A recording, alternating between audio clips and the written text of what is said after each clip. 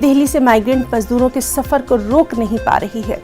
Railway station हो, बस अड्डे हो या फिर सड़कों का नजारा, हर जगह माइग्रेंट मजदूरों की भीड़ नजर आ रही है।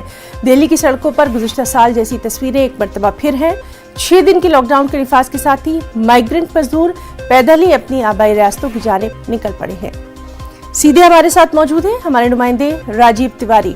राजीव, माइग्रेंट मजदूरों का सफर लगातार जारी है, बार बार अपील की जा रही है। पीएम तक ने एक बात कही है कि माइग्रेंट मजदूरों को यकीन दिलाया जाए, लेकिन उसके बावजूद उनका सफर जारी है, उनको यकीन नहीं आ रहा।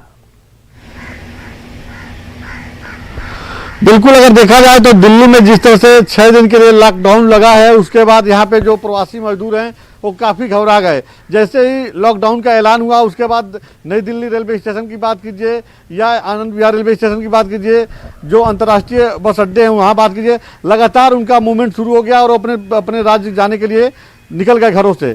लेकिन देखा जाए तो दिल्ली सरकार लगातार अपील कर रही है। मुख्यमंत्री अरविंद केजरीवाल उसी दिन अपील किए कि जो भी प्रवासी मजदूर दिल्ली में हैं उनको कहीं जाने की ज़रूरत नहीं है, सरकार सारी उनको मदद देगी, क्योंकि ये जो लॉकडाउन लगाया गया है बहुत ही छोटा लॉकडाउन है, 6 दिन के लिए लगाया गया है और हमारी कोशिश है कि जो कोरोना का जो चैन है इसको तोड़ा जाए। इसी वजह से हमको एक कदम उठाना पड़ा है। अगर कल की बात की जाए तो कल उपराज्यपाल ने यहाँ पर ऐलान किया है कि जो भी प्रवासी मजदूर हैं, जो पंजीकृत मजदूर हैं दिल्ली में, उनको 5,000 रुपए की सहायता राशि दी जाएगी रिलीफ फंड से के तरफ से, ताकि वो अपना गुजारा भत्ता कर सकें। किसी प्रकार की कोई उनको पैनिक होने की आवश्यकता नहीं है।